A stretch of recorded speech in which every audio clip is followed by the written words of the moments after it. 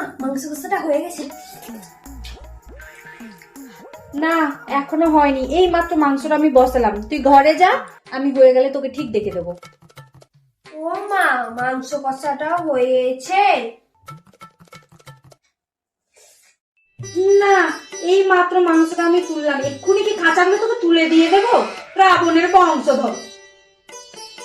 দুধ ছাই ভালো লাগে না। মাংস কষাটা হয়েছে হয়েছে। আমি কিন্তু এবার আধা মাংস ছেড়ে দিয়েই চলে যাব, আর রান্না করব না। সারাক্ষণ শুধু মাংস কষা মাংস কষা।